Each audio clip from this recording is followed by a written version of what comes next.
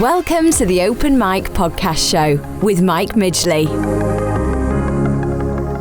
Hey, and welcome to the Open Mic Podcast. On today's episode, I'm excited to be covering a great subject from a good friend of mine, Marcus Murphy, on how to win sales with LinkedIn and build profitable value-based partnerships. As I said earlier, today's influencer guest is Marcus Murphy. He's the head of business development and partnerships at Digital Marketer, based out of Austin in Texas. Welcome to the show, Marcus. It's great to have you on, and we appreciate you getting up a little bit early in Texas today. Was it like 7 a.m. or something out there? Yeah, it's definitely 7 a.m., but hey, man, I'm honored to be here. Thank you for having me. No, it's an absolute pleasure. And just come back from Australia as well, and a bit of an Asia tour out there as well in Australasia. Tell us a little bit more about what that trip was about and what were the objectives and the highs and lows of that. Well, not lows, but the highs of it. Yeah, no problem. Sometimes you got to talk about the lows, right? Now, but so we for the last 3 years we've been going to Australia, and I feel like the audience is poised to have influencers and people come over to share their expertise. And, it is hard to get to. If you're going to Australia, it's always a pretty long flight. You got to go through Singapore or somewhere else, and it's always like 14 hours. So, but that actually creates a lot of appreciation on their behalf. So we went out and we do an event there called Digital Marketer Down Under with a partner of ours called Sonia Keenan. And we have been doing that for 3 years, and it's been amazing. So thousands of people have come through over 4 cities, and yeah, we get to speak about marketing. LinkedIn was specifically why I was there, and then also I talked about the power of partnerships and talked all the way through my process of how to essentially expedite growth through finding the right partner. Yeah, and that's what we're going to be speaking a little bit more about it today, the sales and things like that. But it sounds like you had an amazing trip. Just a quick one, slightly off script, Marcus. What's the favourite part of Australia outside of the work side? On the leisure side, do you visit some landmarks? Is it the food, the culture, the history of it? What is it that you like? Yeah, actually. Yeah, no, I do love the people. Everybody is unbelievably the hospitality levels are through the roof, and which I really enjoy. I love that they have a pub culture, just like the UK, which is a lot of fun. So you get the community aspect to it. They know how to do a really good barbecue, which is good. So braai or whatever you want to call it, it is a good group of people, and I think that they're always up for a good time. And so on my personal time when I'm there, I just typically am a very social butterfly and have a lot of fun after all the sets and the talks are done. So yeah, It's a good time. Well, glad to have you back on territory, as we call it, and contributing to the Open Mic Show. We really appreciate it. I mean, when we talk about sales as a whole, Zig Ziglar talks about the sales being a proud profession. And I have to agree. I mean, I started my sales career way back in 1993. Yeah, I mean, this is dated at 2019, so that's 26 years ago. I started in a modern apprenticeship with a motor manufacturer, BMW motor cars. And my first venture into, what I would call a white collar role. I was blue collar in service before that, and I still today appreciate the unbelievable training and support that both BMW as a manufacturer and Russell Smith, my dealer principal at the time, provided me. And I think without that, I wouldn't necessarily have had that foundation of sales. And I think it's important if you're starting in sales to go and follow a leader, go and get a guru, and not some of these fake people online with Lamborghinis and rented villas. I'm talking about real people who are doing it with real results, people like Marcus, and we're going to learn more out of him later in a moment or two. I think since 1993 and that period, not only has the sales changed, but the world's changed to a degree, especially with the adoption of the internet and the training. And since then, I've sort of invested and adapted my craft and implemented great sales training from global leaders like Skip Miller, M3 Learning, and more recently in the more modern inbound sales approach with Dan Tyre and David Winehouse at HubSpot. So, regardless of the training, the system, what I found the key is building a humanistic relationship and a network that, equally contributes to, just taking value from.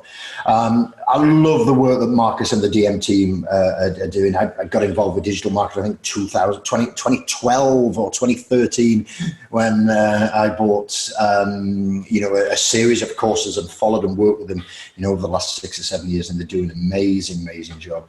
And I love the approach of continuing to build on, the great successes, the team are experiencing, not just in Austin, Texas, but as you've just heard, in Australia and globally. So, I've been fortunate enough to support Marcus and the DM team at recent event in London, and you can, start to see and appreciate the great work that these guys are doing. So before we get started, let's learn a little bit more about Marcus. Marcus is, takes his sales career pretty serious, a very, very disciplined individual. Class you as a sales expert, Marcus, cares deeply about flourishing the, success of entrepreneurs. But tell us a little bit about your background, specifically, worked with Yelp in San Francisco, going from a startup to a multi-billion-dollar giant. Tell us a little bit about that, Marcus, and that journey. Yeah, absolutely. It's actually really funny. It goes all the way back to when my wife and so I graduated uni a very long time ago, by the way, at London Metropolitan University. So pretty excited about that for anybody in the UK.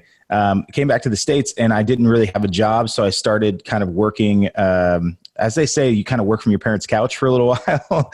And so I didn't really, but my first job, it was sales. I worked a, really funny job, which most people understand, which is kind of a rental car sales. So it's enterprise rental car and, wore suits and got my tie vacuumed and all that good stuff. And really took those learnings early on.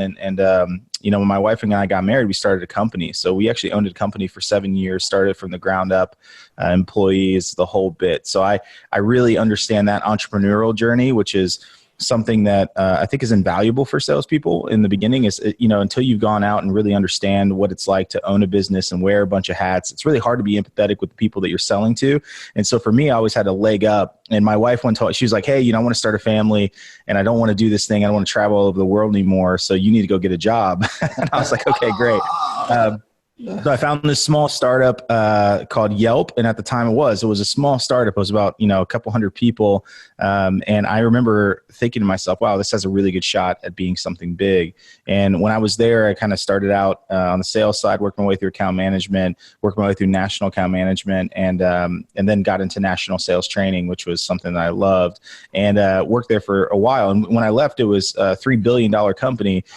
When we started out, it was pre-IPO, and there are thousands of employees all over the world when I left. And so, that was a really unique and amazing experience, perfect timing in terms of taking my skills. So I came in and I actually hit the ground running faster than anyone because I had previous experience and I owned my own company. So when I was talking to prospects and talking to people who are thinking about joining the Yelp community, I think I had an edge, being that I could empathetically relate to the business owner and say, wow, I understand what it's like. And I really know what that feeling is to try and make payroll and the little dollars that you have to invest back into your business. I understand the pain associated with that. And that really did help me a lot early on. And it served me well, as I progressed through my sales career. Yeah, that's great. And it must be so exciting, in the San Francisco Valley type of thing, startup to multi-billion dollar. And it's the lessons that you learn out of that. But I think the value that you took to that, I think I always sort of ask influencers to back up a couple of steps, Marcus, when they say something really profound for the audience. And one of the things that you said there, and for the listeners, Marcus understands what it means to make payroll at the end of the month. You get paid based on the result that you do. And a lot of people don't always understand that.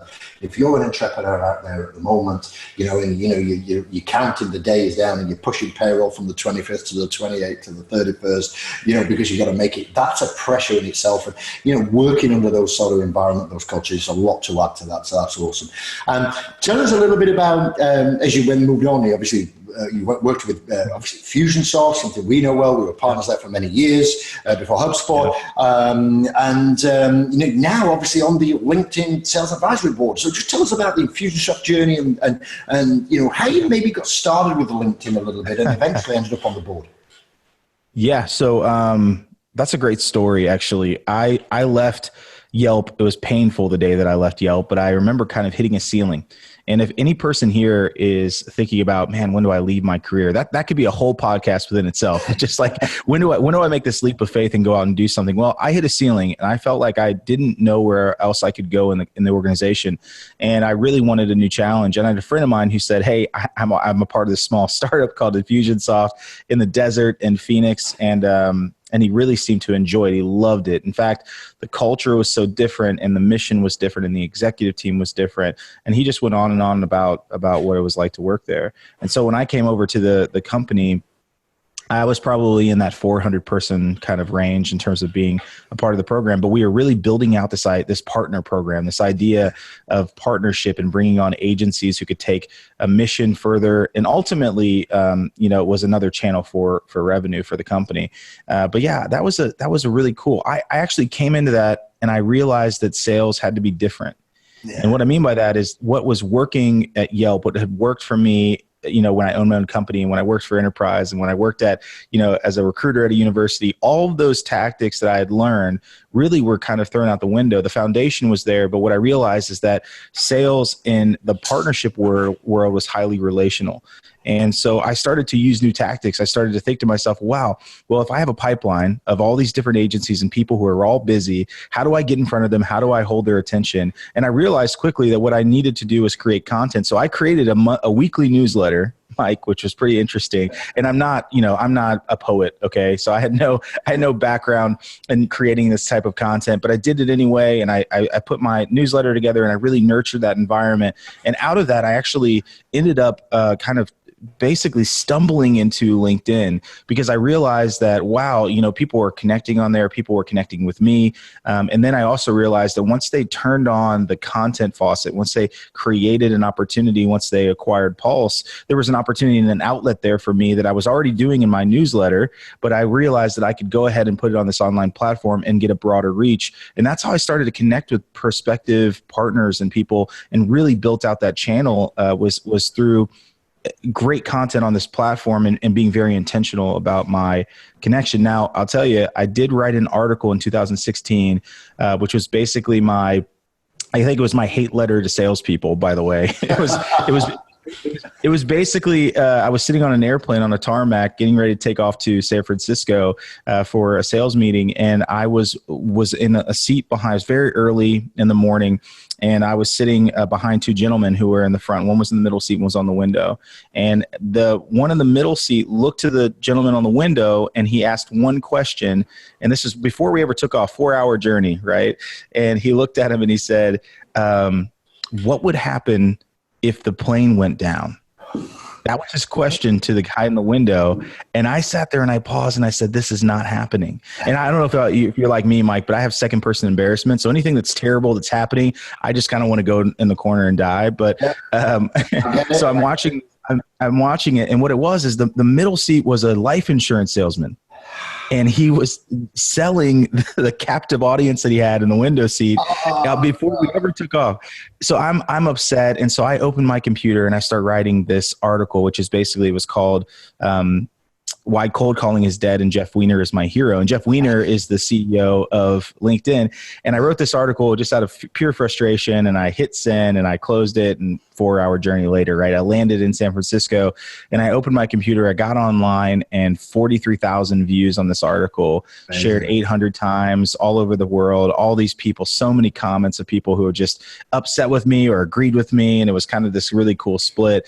And you could tell people didn't actually read the article because I didn't say that cold calling was dead. I actually just said that thoughtless outreach is dead. You have too much information online in this online age to ever send a message to someone that's just kind of a spray and pray. I hope that they reply to me when there's so much personalization and opportunity to connect with people on a different level in a human way, like you said. And that, is really interesting. All these people were writing on it. And then finally, Jeff wrote on it. Jeff Weiner wrote on it. Then his team invited me out. I got to come out to headquarters in San Francisco, sat on multiple panels, gave a lot of feedback, joined the customer advisory board. And then most recently, after a couple of years of doing that, was invited to be a LinkedIn Learning author. And so now I teach on the platform. I have a course called Marketing on LinkedIn. And I have another one coming out in December, which I'm really excited about, which is Aligning Sales and Marketing. Oh, I get to film that in October. Yeah. So, but listen, Mike, I wrote an article. Yeah. Like I didn't do anything. I'm not a magician, right? Like I'm not I told you, I'm not a poet. I don't know. I just decided that I was going to be definitive and I'm going to hold my ground and be positional. And when I did that, of course, like these really cool things happen. But I wrote an article, I put myself out there, and I started to really share content that resonated with people, and ultimately started conversations, which led them into my pipeline, which ultimately, converted over to a really amazing sale. And so that was kind of the journey there. But yeah, gosh, looking back at it now, it's like, I'm so happy I took the time to write that article. It changed my life. It literally did. That's an amazing story, Marcus. And, I've heard bits of that in between keynotes and things and other meetings I've had and witnessed your content, but hear it in one flow like that was amazing. And I think, for the listeners out there, if you're out there thinking, should I get out there? Do I know what to say? Of course, the best way is to get a proper content strategy, but sometimes just, being respectful, being balanced. But what I like about what Marcus said there is, he stood his ground, he put his stake in the ground, and he went out and he said, look, hey, I'm going to take a stand here, I'm going to write an article about this. And that's all it takes. I know people who wrote one blog post about a specific piece of work that they did, and they still get work off that years and years and years later. Putting your content out there, not salesy, whether it's a view, it's conversational. Just make sure you get your facts right. And if you do use anybody else's content or whatever, please make sure you give them credit for it. Don't try and steal it as your own. Keep that there. That's my little tip there. But amazing, Marcus, and it's absolutely right. You put it out there, you push that, and you get to from that little acorn. Look what oak tree's grown for, Marcus. That's amazing. And that sort of brings us up to head of business development and partnerships at Digital Marketer. Marcus has pioneered new and effective techniques that enhance the results of traditionals inside, the type of processes inside the sales model. Believing that a combination of inside sales, the social selling that he was talking about earlier, with social listening, obviously there's 4 stages of social media, and no doubt we'll get that covered. And, building those strategic partnerships are definitely the next generation for business growth. And whether that's podcasting, content creation, network speaking, traveling around the world, spending time away from your family, Marcus, you've got young children and things like that. It's a big commitment. And sometimes people don't always understand the price that, we as speakers, we as podcasters, we as support networks sacrifice. And, it's not poor little O's or anything like that. I don't really think it like that. But it is a big sacrifice that we give. And it's very much like an iceberg, Marcus, to the degree, isn't it? Sometimes people just see the top of it, but there's a lot of stuff under the water that we have to keep doing, to make sure that we can add value. So tell us a little bit more about the role. Well, first of all, tell us more about digital marketing for the ones who haven't heard of it. If you've been under a cave, or in a cave or under a rock for the past 10 years or so, then that's absolutely fine. But for those not quite familiar about it, Marcus, just tell us a little bit more about digital marketer, how it's moved on from Ryan's Napkin project all the way through to the global training organization and business it is today, and your role within it. Yeah, no, thanks. I think it's really interesting. Digital Marketer is a place that we have a massive community. We have the biggest digital marketing community on the planet. It's something that we boast, but honestly, it takes a lot of work to get people to pay attention to you. And starting 10 years ago, when Ryan decided that he wanted to kind of save his business, and he decided to write this idea for a business, and this idea for how businesses would work on a napkin, literally on a cocktail napkin. That from when that started, from that ideation, from that place where Ryan decided to kind of be also definitive and put his flag in the sand of who he wanted to be, what kind of business he wanted to be, all the way to where it is now, which is multifaceted, multi-company, holding company. Digital Marketer is one of our companies, one of our 6 companies. And so with the ultimate purpose that they all have this mission of helping businesses grow. And I think that part is looking at kind of, man, if you boil everything down, if you really take away all of the bells and whistles, Digital Marketer is here to help businesses grow and give them really good information and really good training and really good process and really good tools, not just on the marketing side, but also we I think that as an organization, we've provided a really good model for people to follow. But it's interesting that, saying that people, if you haven't heard of digital marketer, you're under a rock. Well, in our world, we've realized that we actually are the best kept secret. And it's not a good thing. I mean, part of my job at Digital Marketer as the head of partnerships is to get our name out there and get our name and our logo and our brand associated with other big brands. And over the last 3 years, that's what we've done. People, like you mentioned, the HubSpot community now really know who we are, but that was a lot of work. That was 2 years of just kind of like trying to let them know who we are and let them know what we stand for and make sure that there's perfect alignment there. And, now I host Digital Agency Day, which is like 10,000 agencies. And I'm speaking inbound twice, and Ryan is too. And we're very ingrained in that culture, but that was very intentional. And understanding that there was a huge community of HubSpot people that didn't know who we were. And like I said, we do have a great product, thank goodness. And we do have a great business, and we have great products, and we really do believe in our mission, which helps us. And so on the partnership side, it's taking what Digital Marketer is and all the amazing things that we provide on the product side and how we stand up businesses and really come alongside of small business, and taking that into different arenas, which is my job through, and like you said, Mike, it's speaking, it's podcasting, it's awareness. And if you said like, hey, what's your job? I guess I'm the head of awareness and making sure that our brand is out there, making sure that we, create new partnerships that essentially create new opportunities for us and put Digital Marketer into these new communities. So I've actually just been so, I think that's the thing I'm most proud of, Mike. I love speaking and I love doing this stuff, but I think I'm most proud when I look back at a portfolio of, relationships that we've had over the last 3 years that have expedited our growth because we've actually found like-minded people within those organizations like Salesforce and HubSpot and, Wistia and all these other brands that people kind of, know in the world. And we've come alongside them and partnered with them in significant ways. And now their communities know about us. And so I would say that if you boil down my job, it's like, of course, it's the iceberg, right? Everyone sees the speaking and the videos and the travel and all the fun stuff.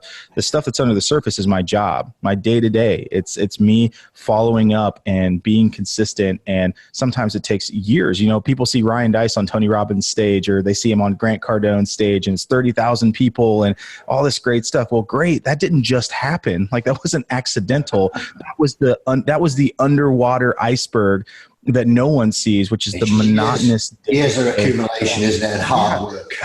Half of the best salespeople I've ever met in my entire life are really in love with the minutia. They're in love with the day-to-day stuff, the follow-up, the relational equity that they build, rather than just the finish line. And 90% of what a great salesperson does has nothing to do with the finish line. It has everything to do with the pipeline, everything to do with the relationship. And I think I just fell in love with that. And so kind of fell into a perfect position here at Digital Marketer as the head of partnerships, because that's what I love to do. I love building these relationships. And it's interesting that people only see the 10% of what the end result is. It's always the case, isn't it? It's always the case. And again, something, fundamental that's just been said there by Marcus and for the listeners. And what I want you to do is shoot us a message, either leave us a comment below or shoot us a message using the hashtag #TheOpenMic.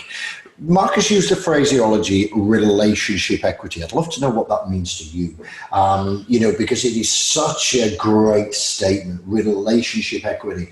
The days have gone of picking up the phone, call somebody, Marcus used the term, spray and pray type of thing, and just, being sick all over with your product. That's gone. And if you're still doing that, hey, go check out Digital Marketer. You can check him out at digitalmarketer.com. You can connect with Marcus primarily on LinkedIn. So it's linkedin.com/IM, then Marcus A. Murphy, MARCUSA, Murphy, MURPHY. We'll put those links in the show notes. And please do connect with Marcus. See how the pros do it. Follow those if you need a guideline or a blueprint to follow. These guys are ultimately great at it. But I love that that quote, Marcus. And I may have to steal that off you, but I will obviously give you credit for it. The relationship equity, I think it's a stunning statement. And I think it's what you need to be today. So leave me a comment below or shoot us a message on the usual channels using the hashtag #TheOpenMic, and we'll have a debate about that. What does relationship equity mean to you? For you, Marcus, what do you think it means if you were to define relationship equity? How would you position that? I think it's such a thrown around term now, right? If you've been in the tech world for any amount of time, or you've been a business owner, you know that equity is the thing in the business that you are either trying to be a part of, or essentially equity creates ownership, right? And so for me, when I think about relational equity, I'm just thinking about, I'm trying to build a relationship and make those investments so that the relationship materializes, right? And so every time that you start to think about the investments that you make, the equity that you want out of something, the ownership, and being able to really call yourself to be a part of that and really be a stakeholder in it, is when you actually are making those types of investments that yield a good and positive and longevity in a relationship. And so, I've really found that, as I continue to make these investments, as I continue to just be thoughtful to follow up the gifts, the just letting people know that you're still there and that you care about not just the end game or the sale, but you really care about the relationship, and you can show ways to do that. I think that those are where you're investing. That's where the equity comes from. It's you making investments that don't necessarily always yield a result in the beginning. It's the reason why we invest in businesses, right? Like I invest in businesses for an 8% equity stake, and I don't see those businesses being an immediate return. No one likes this because it's called the long game, Mike. Like no one's patient enough to wait for the big thing to pay off, but that is what an investment is. You're putting time and energy into something that will take time to materialize and benefit, but it doesn't mean you stop doing it because it doesn't happen immediately. And so I think relational equity is seeing that there's benefit in the long game in a relationship, which is good. And that's not just in business, Marcus, is it? It's in life as well. We stole, but not stole because we always give you the credit of it. I remember when Ryan first came out and talked about getting married on the first date, and he gave you asked for the number, you maybe give them a call, you maybe go out. Not a serious date, but you may take them out for coffee or a beer, and then you invite them on a proper date. You pick them up and you go to the cinemas and you go for a meal, and then, maybe you get engaged, and then, that goes on for a period of time. And then eventually you get married. And I remember seeing that, about 5 years ago when you guys did the certifications, the first ever bounder certifications. I think we bought them as a block and ATIS, and then you added some on afterwards or something. The CDMS, I think it was called at the time, before it became what it is today. And that's exactly what it is. You'd never go up to somebody and, a girl in the bar, unless you're super, super creative, and say, can we get married here, straight away. There's a process to go through, and that's like it is whether you invest in them. We see it in our growth engine ventures. We work with venture capitalists, and that's a long game. It's the price of entry.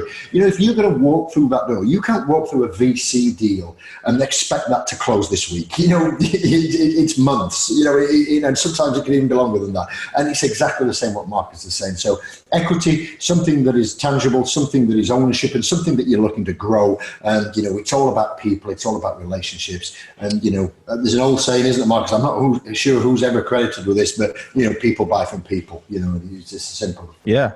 You go from there. Yeah, I think that you should take the credit for that one. I'll own that one. I'm sure there's a few people before me on that. But it's a great...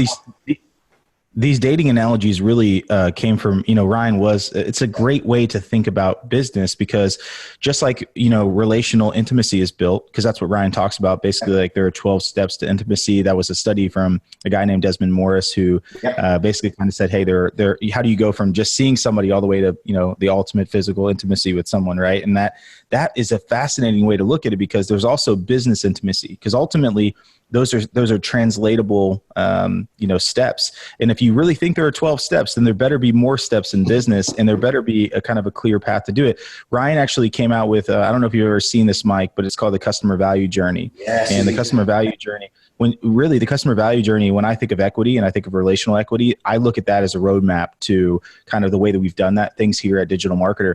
And the customer value journey starts at, getting people excited, right? The excite phase, and then all the way to when they become an ultimate promoter for your business, telling everybody and anybody how great their experience. Well, you don't get to a promoter and somebody who's out there yelling about your brand and telling everyone how great it is from when they saw you at the awareness phase saying, This is the first time I've ever seen you. I watched a video of you all the way to that. That takes some intentionality, and the customer value journey has really been our roadmap for that. And I think when you think about relational equity, it's not just going out and saying, I love people and I am thoughtful and I want to send a gift. No, relational equity means that you take the time to actually digest and unpack the steps necessary to get to a place of intimacy with another person in business. And that takes really intentional steps. So I'm happy you brought that up, because it is so true that just like dating, it takes time and it never stops, right? Like if I stopped, if I stopped dating my wife now that we got married, then, something's wrong. We, every Thursday we still date,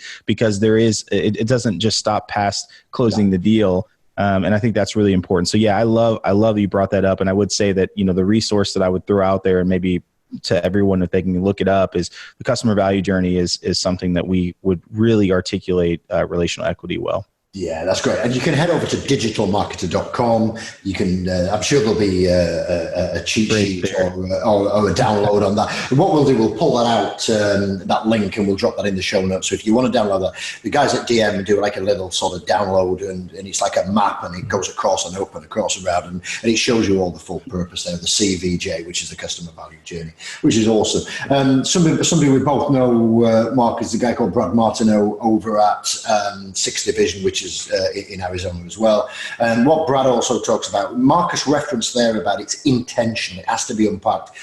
Brad Martineau has a saying that says strategy precedes everything, and you've got to get your strategy right. You can't just go out there and attempt to, blag it, if that's the right word. There's an element of that in every business. You work and figure it out as you go along. And Brad also has another statement that says the map appears when the car's in motion. So there's an element of figuring it out along the way, but you need to be intentional. You need to say, hey, I'm going to get from here to here. Doesn't matter if you're flying from New York to San Francisco, you're driving from Leeds to London, you know how long it's going to take you, what route you're going to take, how much fuel or clothes or overnight bags or airline tickets that you need. You've got to work that out, and that's exactly what we're saying. So there's a series of steps, and as I say, I highly recommend you head over to Digital Marketer and get that, and say we'll put that link in the show notes. So thanks for covering that CVJ, Marcus. That's appreciated. Pleasure. So as we move forward, and sort of, we've mentioned and touched on earlier strategic partnerships. Tell me a little bit more about the importance of building that. And is that for every business? Should every business build a strategic partnership, or is it for the bigger businesses who are looking to go global, like DM eventually did? What's your view about that, and a few tips around that, Marcus, please? Yeah, no, I appreciate that. Strategic partnerships sounds big, right? And most people get intimidated by something that's called a strategic partnership. Like, how do I even start, and do I even need it? I will tell you that partnership is where you need to think about it. The strategy in partnerships is actually making sure that there's alignment, making sure that, you have a shared mission, that these people are, going in the same direction, that they share the same avatar. Really, I'll tell you what you're looking for in a strategic partner is really an indirect competitor, Mike. Yeah. That is the real term. The indirect competitor is somebody who is essentially going after the same customer avatar, the same exact client profile, but they don't have a competitive service or product. They don't have something. It's really a complementary, or it's kind of different. Like for us, it's like HubSpot or any of these MarTech SaaS companies. We're not a SaaS company, right? We are an education company on the marketing side. So it fits perfectly with these communities, because we're literally vying for the same people. And some of the temperature checks here are, I would tell people who's essentially bidding for the same keywords, whose ads do you see show up when your ads show up, who is sponsoring the same events as you, who's speaking at the same events. And a lot of times when you see these people who are, who have these services or these products, and you find that they're actually going after the same avatar, but they're non-competitive, then you have actually found your indirect competitor and a possible strategic partner, somebody that you could align with. And it does, it expedites growth. You know why it expedites growth is because when you build enough of this relational equity that we just talked about, and you go first and you show them the alignment and you're really investing in them, they will gladly turn over their customers. In fact, it's really crazy to think about it, but the perfect strategic partner has that community of customers that are already great. I tell people this all the time. It's like when you're looking for a really great employee, it's probably without a doubt, they are most likely already gainfully employed. The best employees are typically already somebody's best employees. So that's the reason why I always laugh when people, we put out these things like, oh, we want to hire an account executive for our sales team. And I kind of go, man, what's better here is if we already know who those people are and we start to reach out to them, because just like that on the strategic partnership side, your customer, your best customer is probably already somebody's best customer. Yeah. And if they're an indirect competitor and they have these great customers, it means that you're essentially expediting that acquisition process by going over and saying, I would love to add enough value where you tell your community about me. And guess what? Reciprocity rule, I'm also going to do the same thing. So if I've got 20,000 customers over here who are the perfect fit for you, who don't know you, and you've got 20,000 customers on your side who don't know about us, well, man, that swap is invaluable and it expedites the acquisition process where you don't have to send an ad. You don't have to have someone calling a list. You don't have to use these very valuable resources in your business when one person can go out and strike up a really incredible partnership and align with another person on the strategic way and get access to this amazing community of people who are already qualified, already your perfect fit on the acquisition side. So yeah, I think that strategic partnerships is something no one should overlook, but it can feel like it's disjointed. It can feel big. And I just want to tell people it's not big. It's literally just going out and finding people who are vying for the same attention as that you're trying to find for your potential avatar, for your people that you want to be your customer, and then making sure that they're an indirect competitor so they don't have a competing product or service. You've literally just found your strategic partner right there. Yeah, that's awesome. And right at the beginning of that, Mark, as you said, for people who think, strategic, it's corporate America, it's corporate UK, whatever it would be. What Mark's actually said is, really drop the strategy element out of your brain there and concentrate on the partnership element. And then the strategy is just the roadmap to go and sort of get that type of thing and make sure that alignment's there. So concentrate on the partnership. And ultimately, if we translate this down to what would be a small sort of, not necessarily, it could be a one-man band business, whether it's in the States, in the UK, and Europe. Builders do this all the time. And, if you think about construction workers and builders, you may get somebody who's a joiner who's been asked to do an extension, and he's bringing a bricklayer in, he's bringing a glazer in, for the roof or the windows or the doors or whatever it would be, or an electrician to wire the extension. So, collaboration, partnership, it's there where, the customer is still the person who wants to build the house or the extension, but there's either limited or reduced skill sets that you may specialize in that other people need to be bringing in. So it's not that complex. Think about how a builder would do it. Think about, dare I say, how a service department in an auto center, you mentioned enterprise rent-a-car earlier on, leasing companies. We used to run a wheeled asset leasing company and we used to lease our cars to our businesses, but we still used to use enterprise and all the other companies to use relief vehicles when their cars were off road. So we're still vying for the same business customer. It's just different levels of service in that non-competing area. And I love the terminology indirect competitor. That's a great example, Marcus. Thanks for expanding and sharing on that. There's tons of value there. Really appreciate it. Thank you. Sure. So as we move through, when we hear the word business development, and you see it on an email, people thinking like, this guy or gal's going to sell me something. You know what I mean? And that's how it feels. But it's a lot more than that. I mean, there's a lot more professional approach and around it. So talk to me around business development, and the best way to approach it and any pro tips around that, Marcus.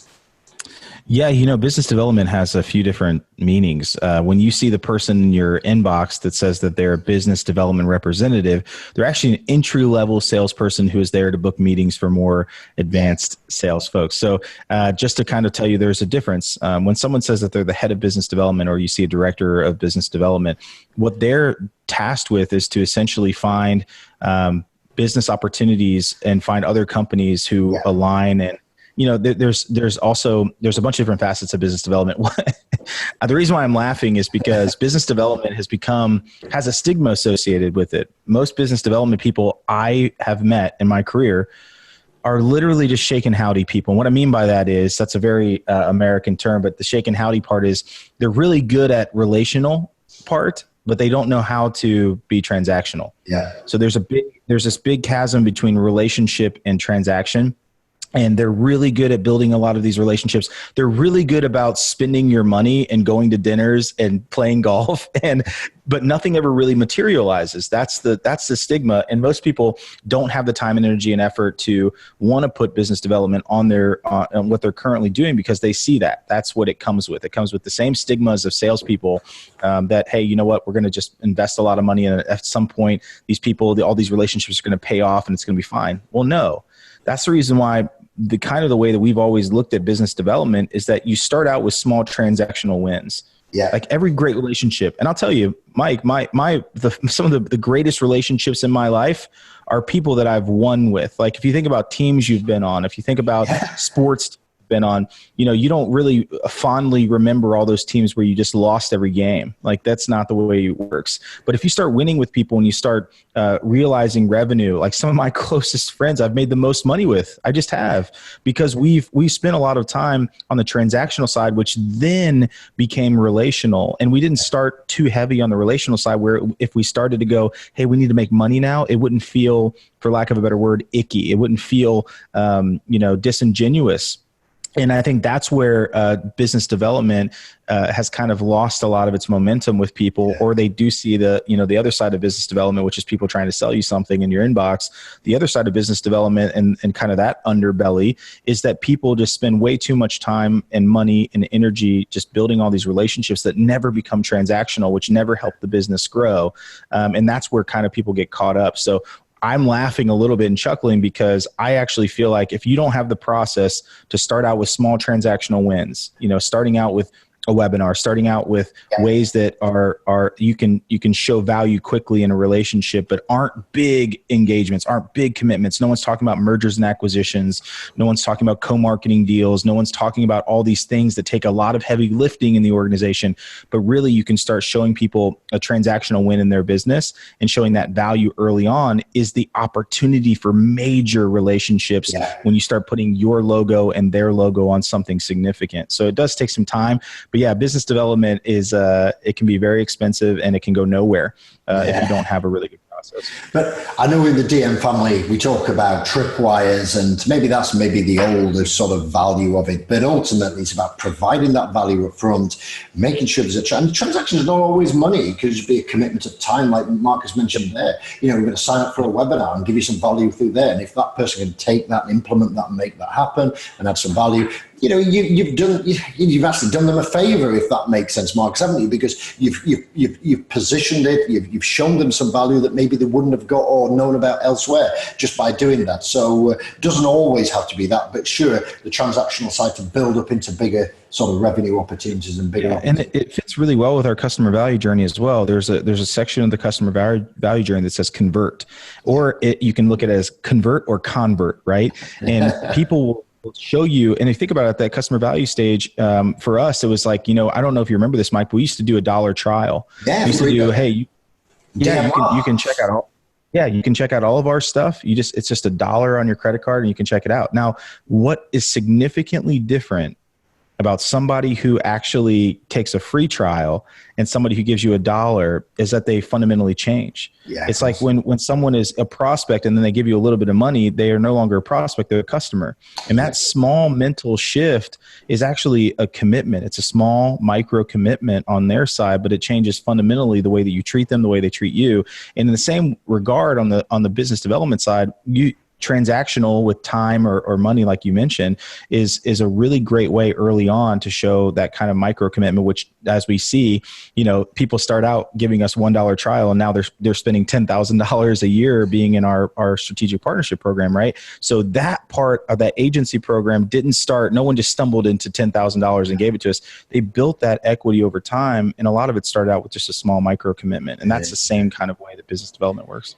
Absolutely. And I remember hearing that in the CDMP training, going back 3 or 4 years or whatever it was, about that, that transaction. I think what Marcus has just said there, if you think about how that relationship changes, if I recall right, I'm sure some of either Todd or Ryan or whatever, will pick me up on this. But what they were saying is if you've got a complaint, and we're not saying that you have, but if you've got a complaint and you're a prospect, think about how you complain. Whereas if you're a paying customer, how you complain. And it's not just about how you complain, but it's how you also pat people on the back for doing a good job. That relationship has changed. So I love the fact that you remind us about the $1 trial. And that's how we got into DM Live years ago, $1 trial. And then I think we then bought a $7 tripwire for a cheat sheet. And then obviously we ended up buying CDP. We ended up with Napkin Project, Funnel Blueprint, and all these programs that we did over and over and over and over and over in the years. And you just end up with a full rack of it. And that's how it takes time. But what's that relationship being built up over 7 years with digital marketers? It's 2012, and it does take time. And the thing is that, I wrote a article about Dan Kennedy last week, about the demise and, the pending death of Dan Kennedy.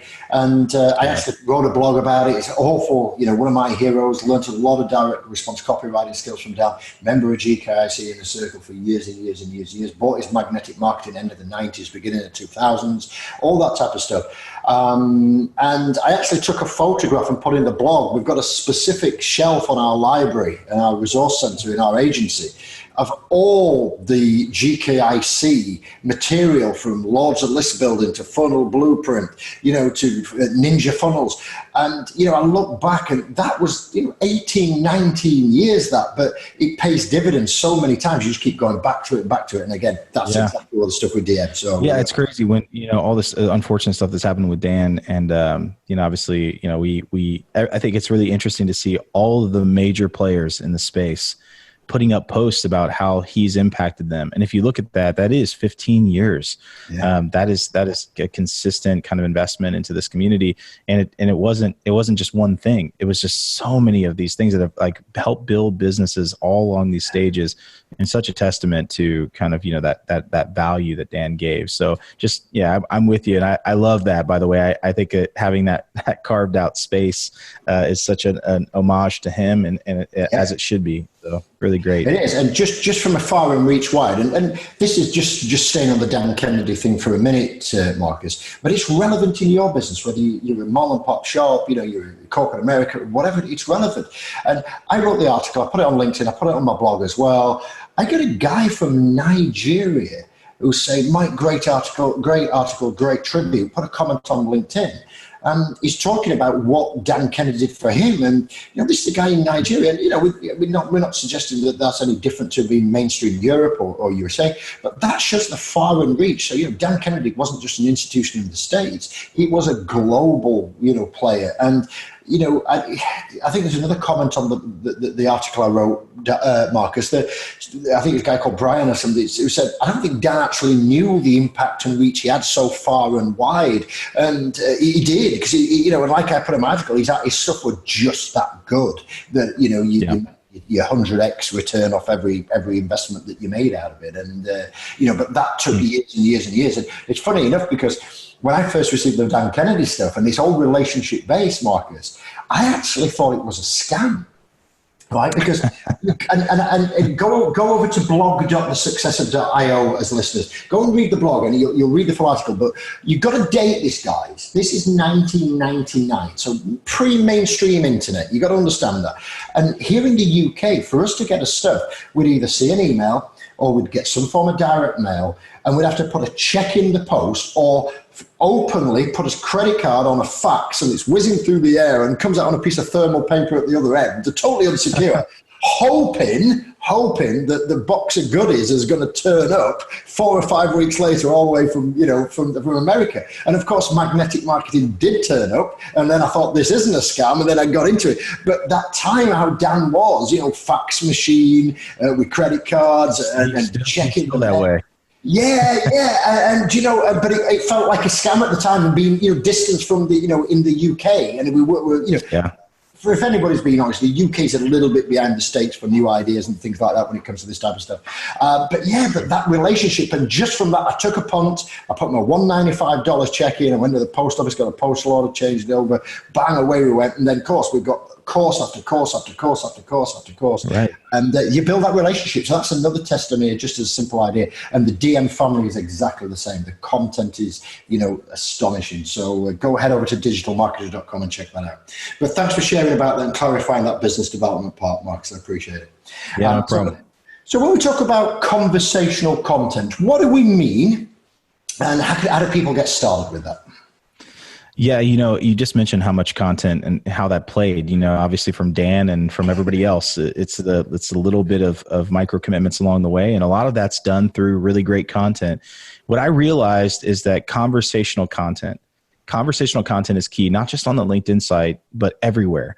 And I actually have said this statement over and over again, but if your content is not starting conversations, it's a really good way to check yourself. If your content is just to put more content on the world, like no one needs that. No. The world doesn't need more content. It is so much, it's in your face all the time. At LinkedIn, there's 9 billion content impressions a week in the feed. Wow. 9 billion.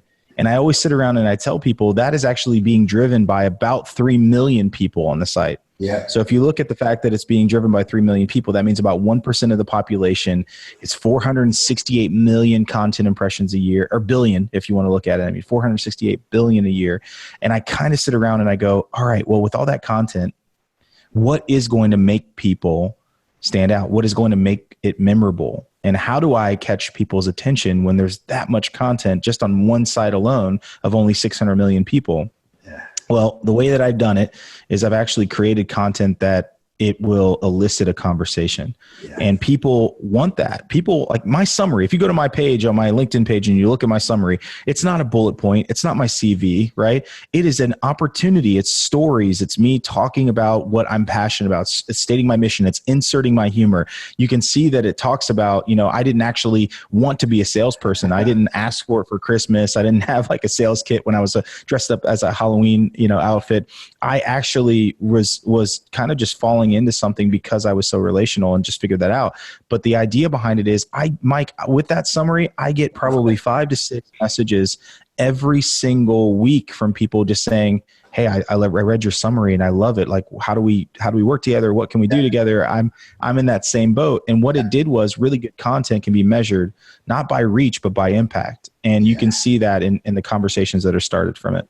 Yeah, and I love that the success is not by reach, it's by impact. And you want to have a conversation because, like I said, there's too much people going out there just dumping stuff on what they're doing or whatever it would be. And I've noticed, not recently, but, certainly I'm getting more aware of the type of posts that are getting more likes, more comments on them. And that is where somebody comes out, maybe there is a graphic or maybe there isn't a graphic there. Maybe it's just a picture of what they're doing or a short video.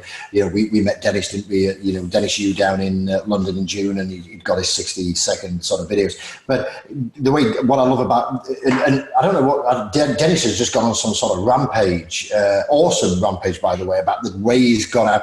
And he's just, and not essays, but lengthy paragraphs of his viewpoints, his stories, but the relevant, the remarkable, there's content, it's engaging, it's conversational. And you look at the volume of how Dennis has positioned that. And I don't know if that's just an immediate change he's done recently, but it just seems that, as I've got closer to Dennis and had more connections with Dennis and more conversation with him, I'm seeing more of that. And he's all in, it's warts and all, have some of that. And sometimes it's controversial. Sometimes it's always value from Dennis and he's always giving stuff out. But the point I'm trying to say is that, it's those paragraphs of sort of mini, we'd know them as the old video sales letter or the old sales letter, but, not the long form versions, but the more short ones. It's more like a letter that's going out of a scenario. Yeah. But the conversation and the impact and the thing is amazing. And I think he's doing an amazing job. So shout out to Dennis there. He's amazing. Yeah, Dennis is doing a great job. You can also check out another guy named David Gerhardt. He's the VP of marketing over at Drift. He does a phenomenal job on LinkedIn. I will tell you, there's 1,300 characters in all those posts that you see, Mike. Yeah. And so there's a bit of length, but not nearly as long as you think. 1,300 characters goes pretty quick when you're trying to make a point. So a lot of these posts are conversational. They are statements. They kind of say, okay, this is how I feel. These are the points that I'm trying to make. Do you agree with them? You always kind of end with like a call to action, which is very important in those posts. But you can put media in there, you can put photos, you can put videos. I would tell you that the posts where I see they go the furthest are less about actual videos, which videos are great. It's a really quick way. They go, somebody can watch it. It's a disruption in your feed. But the best posts that I've seen really take full advantage of that real estate. They take almost 1,300 characters every time. They have a lot of really great points and actionable steps in those posts. And sometimes they are rants, Dennis, myself included. I think we just recently wrote these posts. Him and I both wrote these posts about these kind of messages that we're getting on LinkedIn. We're getting all these really thoughtless sales outreach, people that are just, you get 300 characters when you reach out and you try to connect with someone on LinkedIn. If you actually do it from their profile and hit connect, it gives you an option to add a personal note. And it's only 300 characters, but in that 300 characters, when you've never met somebody before, you've never done anything, you've showed no value, you've built no trust, people are writing in that 300 characters saying, hey, this is my thing. How about you buy it? You know what that sounds like, Mike? It sounds like me going, hi, my name is Marcus Murphy. Nice to meet you. Let's go back to my place. Like that. There's nothing built there where someone would ever want to go anywhere with you. And it's the same thing in real life. Like I'm trying to show people how to be more human. You know what I spend the most time doing with young salespeople is teaching them how to be human beings again, and how to have a conversation, because it's so difficult. It's like sitting next to me and sending me a text message. Don't do that. Don't do that. Look over and figure out how to talk to somebody. And we see it all the time. I feel like this is a cultural process where we basically have become, we really enjoy doing social things antisocially. We love going to coffee shops, sitting inches away from each other with headphones on and reading a book, but we'll never talk to somebody. And for some reason, we feel like that's okay. And that has actually been the real regression of sales and the real regression of business development and all these partnerships, is because no one actually knows how to be a human being anymore. And I think that's where Dennis and I go on these massive rants, as you can hear my tone and my voice elevate, is because we get literally thousands of messages every year from people who just sound like as if we were at a bar somewhere, you've never met me, and all you want to do is get me back to your apartment. Well, guess what? That doesn't work there, and it's not going to work in business. And I just think that if we can start to tell people and show them the right way to do it, that we'll start to eradicate this problem. And so, yeah, I'm with you, man. As you can see, my blood pressure just went up. I love the passion. And this is what it's about, Marcus, isn't it? You care about it and you want to help, and there's nothing in it for us from that point of view. But we want to help, we want to go. I had one yesterday, a guy out of southern states, Louisiana, and it started with, "Hey Mike, how's the weather in the UK today?" And I help business coaches do this. I don't really do that much business coaching these days. Obviously I'm doing a lot more in NXD and investment. And then obviously we're running the HubSpot agency side with Jamie, who's leading that. It's essential that we connect and stay connected. Is it? Why? So I wrote back to him, and I didn't accept his response initially. I didn't accept it at all. So I wrote him a message back, because you can reply before I accept it. And I put, I'm not quite sure about the question about the weather, but ultimately, I'm fine. I don't really do much coaching these days. So ultimately, I'm happy to have put you part of my network, provided you don't pitch me, right? Because I knew what were going to come, the pitch we're going to follow. And then, of course, I got no response, so I just declined the thing. And there's no value there. What's in it for me? And, people should change. They need to look at themselves hard in the mirror. And LinkedIn is such a fabulous platform, as you've said before, and the work that you're doing. The only problem is, Mike, and honestly though, is that there are people out there teaching this methodology. They're telling all of these people, hey, if you want to be successful at sales, if you want to be successful at business, or you want to make these connections and using this platform, you need to go out and you need to send all these messages to people. And most of them are automated, by the way. Yeah. And LinkedIn is actually, I'm telling you, LinkedIn is cracking down in a massive way with any of these kind of like plug-in third-party, applications that are being used on the site to automate essentially what shouldn't be automated. LinkedIn has created sites. The reason why I fell in love with it, like I don't particularly, by the way, Mike, I don't particularly love being like, hey, you're the LinkedIn expert. No, I want to be known to be like the human relationship, the relationship equity expert, and how I can use these different vehicles to accomplish that. And LinkedIn has always traditionally made a environment where you can be thoughtful, and it's actually encouraged, because it's not, you can't automate intimacy. Yeah. Like I just continue to tell people that over and over. If you're a marketer out there and you think you can, skip that step and not go through the actual progression of building a relationship, you can do and build relationships in an automated fashion for sure. But really all they are is a crutch. They help you build a human relationship. It's like everybody thinks that bots are going to replace everything. And I'm don't get me wrong. Bots are so good. They're really good for standing up the relationship, but they can only take it so far. You have to actually. Yeah, it has to be. It's just the reason why we have business development reps who hand off a relationship to a more veteran person. Just like that, automation can be used, but you can't automate the entire relationship. And people continue to get that wrong. And it's the reason why we hate those messages on LinkedIn and every other platform, is because they're trying to automate something that can't be automated. They're trying to expedite intimacy, and you just can't do it. So yeah, I'm with you. Tell us a little bit, Mark, as we're backing out of the show here. Yeah, sure. Marcus, tell us a bit about networking. What do you mean about that? Are you talking about online, offline, a combination of both? What's working well out there at the moment, what you're seeing? Yeah. Some of the best networking that I've seen actually on platforms, not just LinkedIn, but also everywhere, are really taking what we do naturally offline and bringing it online. Yeah. Some of the things that are so just normal for us. Somebody came up to me. I was speaking in New York City at Affiliate Summit East, and after I was finished, and I was talking specifically about LinkedIn and then talking about the platform, and these two young students came over to me afterwards. You could tell they were kind of maybe just out of uni, and they were trying to figure things out, salespeople. And they said, well, how do we use the platform to sell more? And I said, that's not the right question. The question is, how do you use the platform to connect more? How do you use the platform to have a conversation? They said, well, what should the conversation look like? And I said, how would you do it in real life? How would you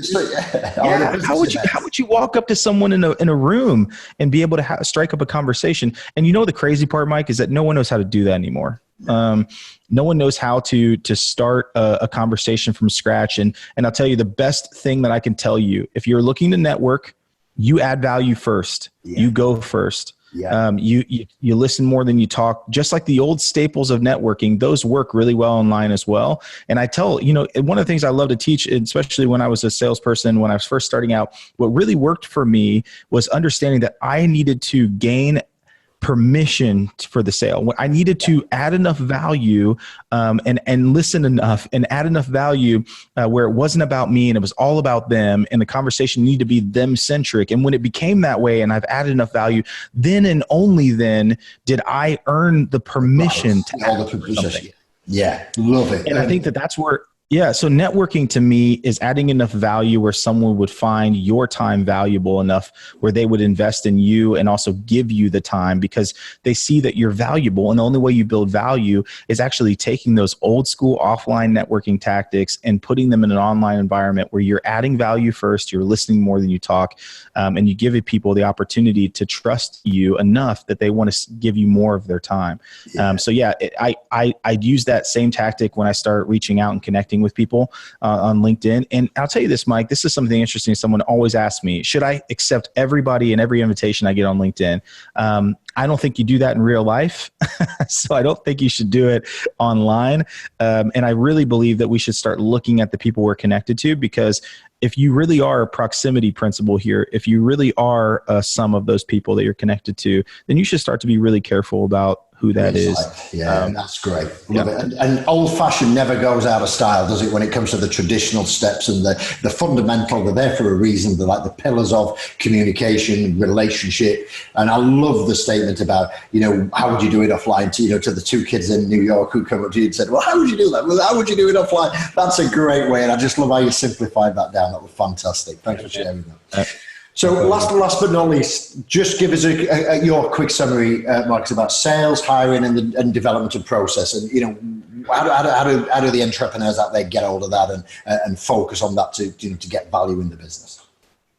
Yeah, it depends. Some of the best salespeople I've ever trained or seen come traditionally from non-traditional places. Yeah. I think that sometimes you will need a veteran salesperson. You'll need to go make that hire. I do encourage people to understand that those people already are gainfully employed, and you should probably go start looking in your network and trying to recruit those people to come over and take a chance on you. But if you are just building a sales team for the first time, many of those people are right under your nose. Many of those people are in your customer care teams and your customer service and support, and they know a ton about your product, and they talk to people every day. And so they just need a little bit more information, a little more training in order to become a salesperson. In fact, those are more successful because they do err on the relational side, and they understand that it takes more time, and they're typically more patient. But when you're looking for somebody, you want to expedite that process, then you need to go find somebody that has a few years of experience. On the hiring side, though, I think that we need to take way more time. Salespeople tend to turn over. The attrition's 30%, right? You can either do the job or you can't. You can either hit quota or you can't. 90 days is plenty of time for somebody to either start to come on or they're going to, obviously stall out. Yeah. But I will say that if you take a little bit more time in the front side of the process and understanding what you're looking for me personally, what I'm looking for when we go through our sales hire process is less about the ability and more about the ambition. And I think that you can't really teach that. You can't make people want to get excited to get out of bed in the morning. You can't teach passion, but you can look for it. And if you take enough time in your hiring process and you find people that are willing and able and excited about their day, and even if they're going to fumble and mess up and kind of be an accidental mess maker as they learn the sales process, you have more patience for those people as a sales leader, because those people are going to come up and still give you 100%, even if they fail. And then you've got other people on the other side. What you're trying to weed out is this idea of ego and entitlement that comes up with a salesperson. And I think that if you start to focus on those two things, if you're looking for ambition, you're looking for drive and passion, and less on the actual tactical side of those things, and you're really trying to weed out entitlement and ego, which is going to ultimately be a salesperson who doesn't take accountability for failing or not hitting quota, and they're always blaming other people, that's going to really help you in the beginning, regardless if you're looking for somebody who's a pro or looking for somebody who you can kind of home grow. It's going to save a lot of hassle as well, because those people who are always looking for a pat on the back and their ego, they're more interested about what's in it for them than how much value they deliver to your customers. That's what I've always found. I wish I could tell you that wasn't me as a young salesperson, Mike. But that's how I people always, I'm on these podcasts all the time. People are like, "Oh my gosh, you're so humble, Marcus. How do you?" And I'm like, "No, I'm not. I'm really not. I surround myself with people who aren't impressed with me, and that helps me to falsely generate this." Because most salespeople, you get a double-edged sword. Salespeople are really unique animals and do come with ego and some entitlement baggage, because that's, the nature of who they are as people. But I will say that, the earlier, I wish I could go back and talk to my 20-year-old self and say, hey, you know what? It's not about you, and you need to listen more than you talk, and you need to really understand that you got to be passionate about what a win looks like for other people. And that'll keep you humble. No, that's great. And sales processes, I know, we tight on time here at the moment, but sales processes, is there a blueprint that most businesses can take out? I know we're going to go about a customer value journey and map that out from that side. And when we do that at HubSpot, we never say, hey, forget your sales process. Let's look at what your customer does and then let's align it. I get that. Talk to us, what your view and what the DM team are doing on things like sales processes. I have gone through so many. I've read, just like looking behind me. I know that the sun's there, so no one can see me anymore. But I have books on the shelf right now, and you can kind of look at every single sales. I've just got a whole thing of sales, and so I've read a lot of them. I'll tell you the book that really changed it for me is a guy named Mark Robert. So if you've been around the HubSpot community, I have. Sales Acceleration Formula. Yeah, Sales Acceleration Formula was an incredible foundation. It's something that I'm sure there are sales leaders that wish they had that, 15 years ago. But Mark really, I'm actually going to see him on Thursday, which is exciting. Get to hang out with him. But one of the things that he really articulates in that book is a model that he's used, which is inbound, right? Inbound sales. And I think it's a combination, right? Inbound sales is basically showing up and you've got these really well-qualified leads because you have a good marketing team. In the MQL process to the SQL process is that you're showing up and at least these people are qualified enough to have a meeting with you. Yeah. Where we've taken that a step further, a digital marketer, because I do believe we have the best marketing team on the planet, and prove me wrong. I've said that over and over again, and I will say it again. Our marketing leadership here is phenomenal and they do a great job. But what we did when we first started our sales process is we said, hey, marketing team, here's a new KPI for you. Yeah. Booked meetings. Yeah. So what we've done now is we have salespeople who walk in, 6-7 booked meetings a day that are qualified, that have already been, that gives you all their information. And I'll tell you that inbound model works great. But you know what you miss if you only focus on the inbound model you missed a lot of opportunity with leads that are kind of there or they're not quite qualified, which you should be having people that start those conversations and learn that. So I do think that it's a combination of both intentional outbound, intentional, picking up the conversation at an earlier stage and understanding that it's a longer game, and also an incredible marketing team who is out there, qualifying and educating and teeing up leads for the sales team. And so that process really was outlined in the sales acceleration formula by Mark Roberge, that I would absolutely tell every single person who's thinking about hiring a salesperson or starting a sales organization to go read. Yeah, that's brilliant recommendation. And what we'll do, we'll put a link to the Amazon link for Mark Roberge's book there. And for those guys who are not familiar with Mark, he was the chief revenue officer at HubSpot. Took him from one of the original management team up to about 100 million. And I think he's at Harvard now. I think he's just some advisory stuff for HubSpot now, but he's at Harvard, isn't he now, as a lecturer and a professor? Yeah. Yeah, he's a Harvard Business School professor now, and now he speaks and does stuff. He'll actually be at our conference at in Digital Agency Expo in New York City. He's keynoting there. He'll also keynote Traffic and Conversion Summit out in San Diego this year, which is going to be about 10,000 people. And yeah, he's just a great guy. I mean, if you ever get a chance to just bump into him and see if you can grab him for a drink, he's one of those people that you really would enjoy hanging out with. Yeah, genuine guy, humble guy, and very clever as well. So, Marcus, it's been an absolute pleasure to have you on the show. I think the value you provided and the detail has been immense, the real life examples and the real life strategies that people take away. So thanks for sharing that. If we could, and I know it's always difficult, but if we could sort of, people who are looking to sort of win at sales, LinkedIn, build relationships, partnerships, if you could compress that into 3 sort of pro tips, if you want to call it that, where would people sort of start? What would those 3 be in your mind? So the first thing I would say, there's a couple points here, but if you're specifically focused on LinkedIn right now and how you're going to utilize and win there, is that you want to make sure first step is to optimize your profile. The reason why I say that the first step is to optimize your profile is the same thing with, like, if you have a terrible website, you're not going to have it doesn't matter how great your ads are, right? It doesn't matter, because ultimately you're pointing to, your fantastic ad is turning to a website that's a turd, essentially.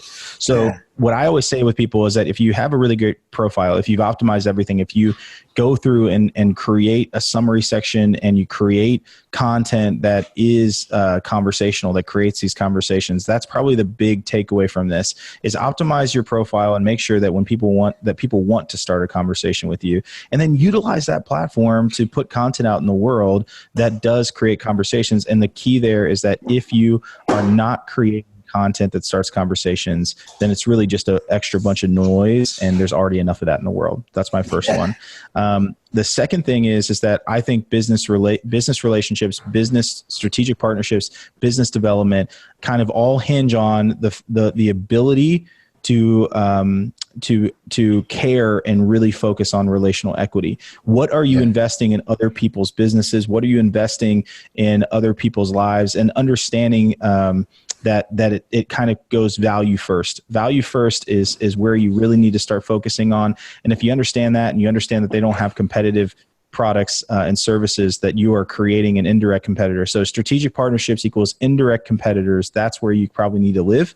And the last thing I would say, which is always something I'll say, is that you got to be patient. My third one is that when it comes to these types of business relationships, when it comes to building a big presence on LinkedIn, when it comes to building an incredible pipeline and being a great salesperson, it actually just takes patience. It takes time, and nobody wants to be patient anymore. No one wants to, be human and take what's worked offline online, because we don't want to be patient. So the more patient, if we can fall in love with being patient, we'll be great at sales. We'll be great at building partnerships and relationships, and we'll be great at utilizing this LinkedIn site and this platform that is so great at getting your message out there in the world and starting really valuable conversations. Yeah, that's absolutely amazing, Marcus. Absolutely first class. So it's been an absolute pleasure. Thank you for summarizing it so well. Again, you can connect with Marcus primarily on LinkedIn at Marcus A. Murphy after the extension. He's on other channels, Marcus A. Murphy on Instagram and Mr. Marcus Murphy on Twitter. But also don't forget to head over to digitalmarketer.com and check out the amazing results that these guys do. Marcus, it's been an absolute pleasure having you on the show. Thank you very much for taking time up, getting up early and getting into the office and doing this podcast. It's sincerely appreciated. The value has been outstanding. Thank you. Thanks for having me, Mike. Appreciate it. It's an absolute pleasure. And for all the listeners, we really appreciate you tuning into this episode today and continuing your growth engine journey.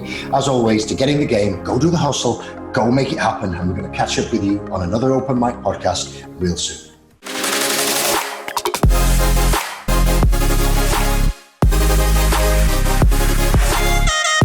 You have been listening to The Open Mic, brought to you by The Success Hub.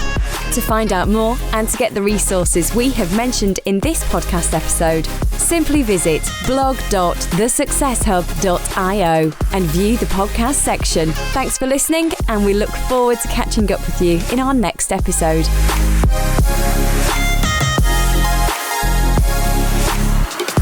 This podcast and associated materials is published under copyright to The Success Hub. All rights reserved. No reproduction of this material is permitted.